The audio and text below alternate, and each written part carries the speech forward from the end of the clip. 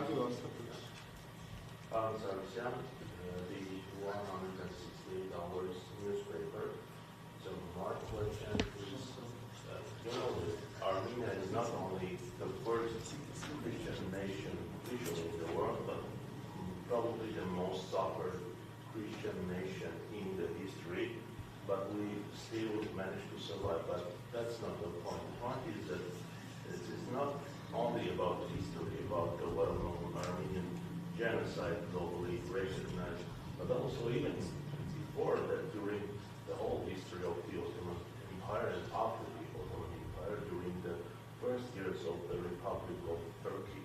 But more importantly, this is not about the past, but also the present time, as you mentioned, the ethnic cleansings in Nagorno-Karabakh. So my question is, the most powerful countries, mostly in the world, are Christian, but we don't know much about how the Christian world treats to us and how they see all this being done against our Armenians.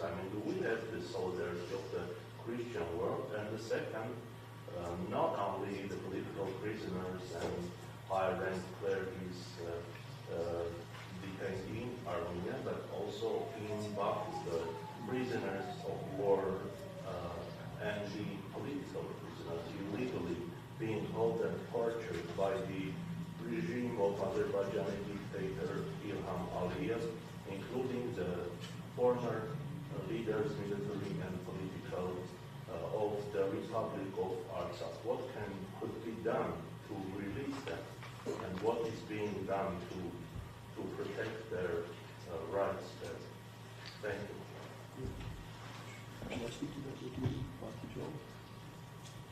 You can go first, or as you like. Well, that's a very broad question, but going specifically to the issue of Baku and the prisoners there, we do not see any visible signs of support from the Western world.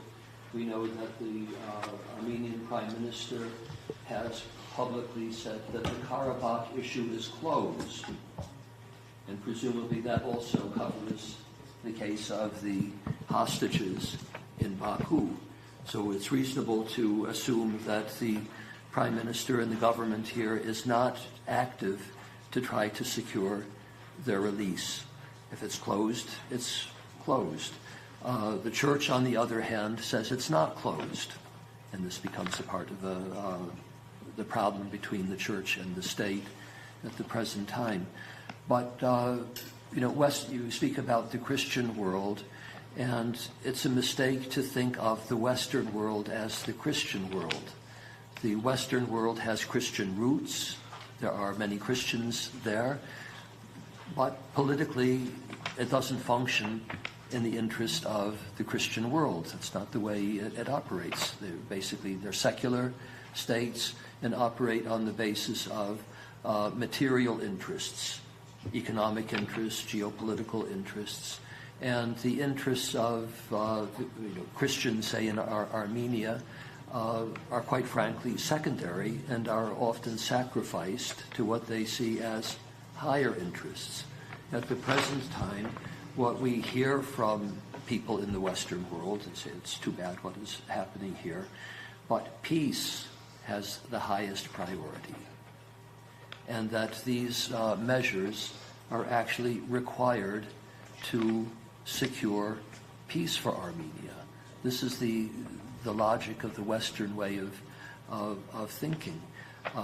They want to have peace, and everybody, of course, wants to have peace, and the way that they are going for peace is for Armenia to make whatever concession is required by Turkey and Azerbaijan, and those concessions are being made to the point where what is visible today is not, I'm speaking too much, really, for you, I forgot the translation. It's okay. I'll wrap it up. Okay. Yeah. Can you summarize? Or should, yeah. I think you should. just wanted to add a note. Sorry Well, about that. It's okay.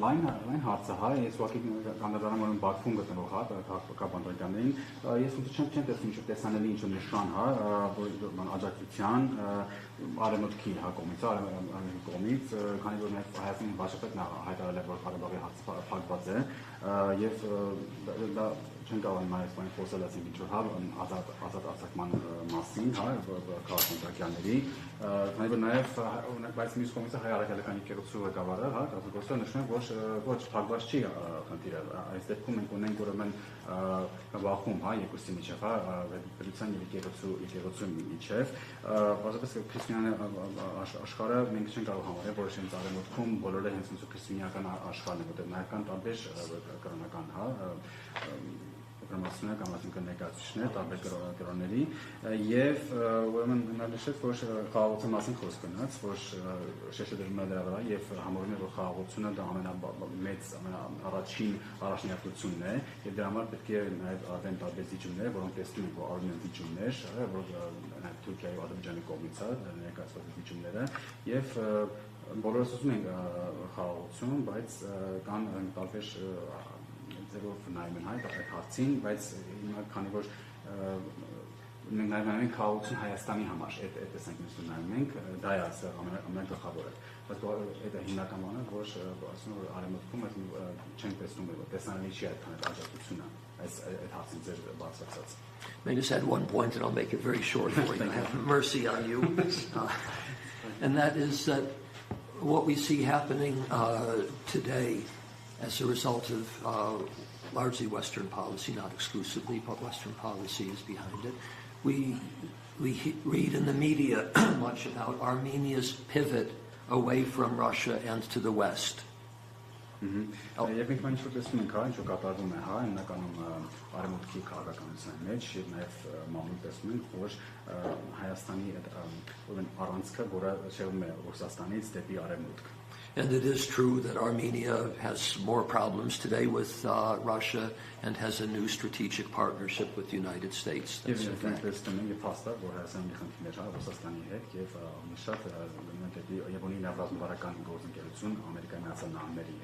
But it's not as simple as that. What we see is, in terms of the domestic affairs of Armenia, there's a pivot to Turkey and Azerbaijan.